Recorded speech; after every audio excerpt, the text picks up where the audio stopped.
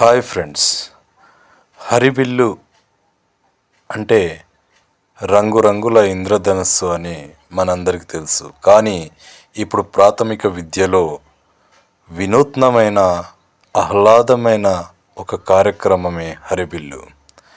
ఇది తెలంగాణ వ్యాప్తంగా రాష్ట్ర ప్రభుత్వం ప్రతి ప్రభుత్వ పాఠశాలలో ఉపాధ్యాయులకు ప్రత్యేకంగా కాంప్లెక్స్లలో ట్రైనింగ్ ఇచ్చి మరి గ్రామీణ విద్యార్థులందరికీ అందేలా చూస్తున్న కార్యక్రమం పేరు హరివిల్లు. ఈ మధ్య కాలంలో ప్రతి మండలంలో అన్ని పాఠశాలల నుంచి వచ్చిన టీచర్స్ అందరూ ఒక దగ్గర గ్యాదర్ అయి ఈ కార్యక్రమంకు సంబంధించిన విషయాలు తెలుసుకోవడం జరిగింది. ముఖ్యమైన అంశాలను మరొకసారి మీ ముందుకు తీసుకురావడం జరుగుతుంది. ఇంతకుముందు చూపినట్టుగా నమస్కారమే కాకుండా విద్యార్థి గురువు మధ్యలో పలకరింపు ఒక పంచ్ ద్వారా, నమస్కారం ద్వారా, హగ్ ద్వారా కానీ, డ్యాన్స్ ద్వారా కానీ, హైఫన్ ద్వారా కానీ ఆ విధంగా పలకరింపు ఉంటుంది. అంటే దాని అర్థం విద్యార్థి టీచర్తో మమేకమై ఒక ఫ్రెండ్గా కలిసిపోయే విధంగా తయారు చేశారు ఈ ప్రోగ్రాం. ఆ తర్వాత ఈ ప్రోగ్రాం యొక్క ముఖ్య ఉద్దేశం ఏంటంటే,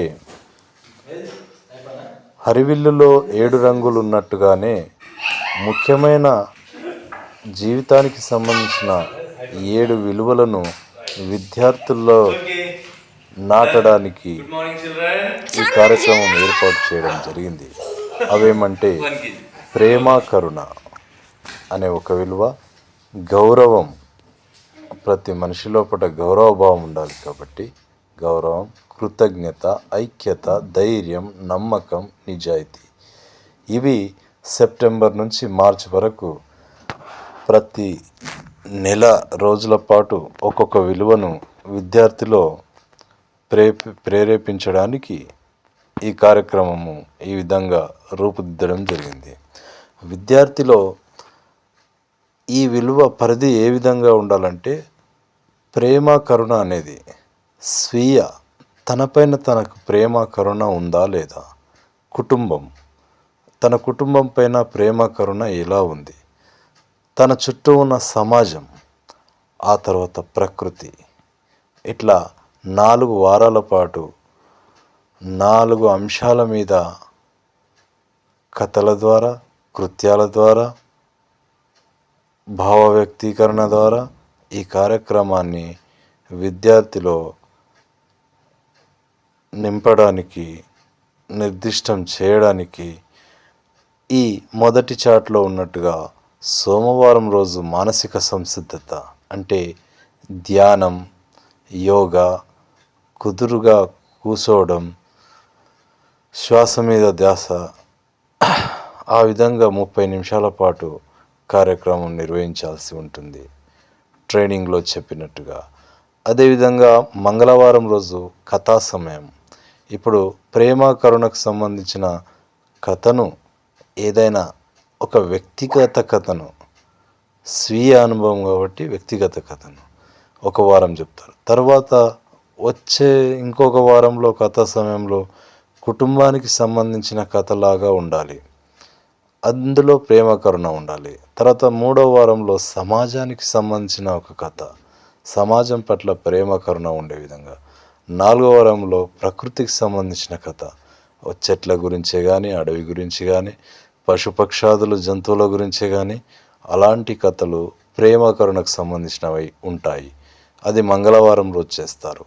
ఆ మంగళవారం చెప్పుకునే కథను బుధవారం రోజు పిల్లలే చెప్పేటట్టుగా చేస్తారు. ఆ తర్వాత గురువారం రోజు కృత్య సమయం. కృత్యము ఆ విధంగా టీచరు క్రియేట్ చేసి ఒక కృత్యాన్ని ఇవ్వడం జరుగుతుంది. అందులో అంతర్లీనంగా ప్రణాళికాబద్ధంగా కంప్లీట్గా అన్ని విలువలు సాధించే విధంగా 4 అంశాలపైన, స్వీయ, కుటుంబం, సమాజం, ప్రకృతి అనే అంశాలపైన తెలుసుకొని విద్యార్థి ఎంతో గొప్ప జీవితాన్ని ఆరంభించడానికి పూనుకుంటాడు. FLN ద్వారా క్షుణ్ణమైన, అన్ని రకాలుగా అవగాహన కలిగించే విధమైన నాణ్యమైన విద్యను అందించేటట్లు తొలిమెట్టు కార్యక్రమం నిర్వహిస్తున్న సమయంలో మరొకసారి భయరహిత వాతావరణాన్ని పిల్లవాడికి అనుసంధానించాలనే ఉద్దేశంతో ఈ కార్యక్రమం ఏర్పాటు చేయడం జరిగింది. ఎందుకు అంటే కొన్ని కుటుంబాల్లో కొన్ని విలువలు వాళ్ళు వంశపారంపర్యంగా కొనసాగిస్తూ ఉంటారు. మార్వాడీలు అయితే వ్యాపారపరంగా, బ్రాహ్మణులు అయితే ఆధ్యాత్మికంగా, ముస్లింలు కూడా వాళ్ళ ఆధ్యాత్మిక కార్యక్రమాలు కొనసాగిస్తారు. కానీ నిజంగా ప్రతి పౌరునికి, దేశ పౌరునికి రావాల్సిన అతి ముఖ్యమైన వ్యక్తిగత సామాజిక విలువల్ని రూపొందించడానికి, విద్యార్థిలో పెంపొందించడానికి ఈ హరివిల్లు అనే కార్యక్రమం ఎంతగానో దోహదపడుతుంది. కాబట్టి ప్రతి ఉపాధ్యాయుడు ప్రతి పాఠశాలలో తప్పక 1/2 అవర్ నిర్వహించి విద్యార్థి పట్ల ఈ విషయంలో కూడా ప్రత్యేక శ్రద్ధ తీసుకొని ముందుకు వెళ్ళాల్సిన అవసరం ఎంతైనా ఉందని తెలియజేస్తున్నాను. ఇట్లో Darur mandal Telugu RP T Narsimhulu. Thank you. Very good. ఒక చెట్టు కింద కూర్చొని దానం చేస్తున్నాడు. దేవదత్తుడు బాణం పట్టుకొని అటు ఇటు తిరిగాడు. హంసల గుంపు పోతుంటే ఒక హంసని గురి పెట్టి కొట్టాడు. Very good. సిద్ధార్థుడి దగ్గరికి పోయింది ఆ హంస.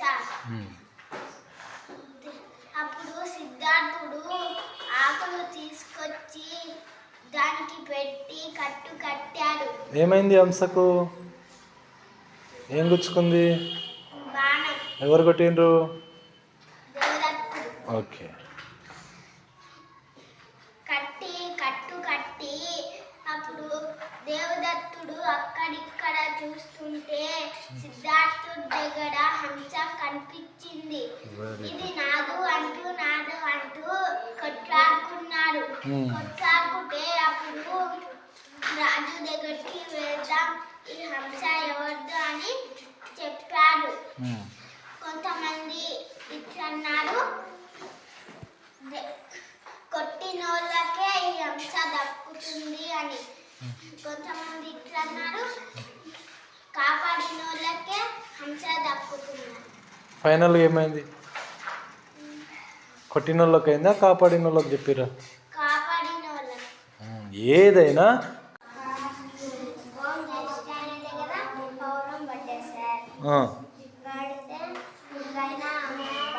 సైలెన్స్. ఏం పెట్టిండు? ఆకుపసరు.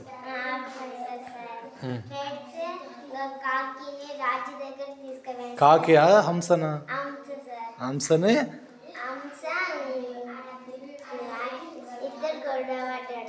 ఎవరెవరు? హంస సిద్ధార్థుడా? దేవదత్తుడు. ఎందుకని?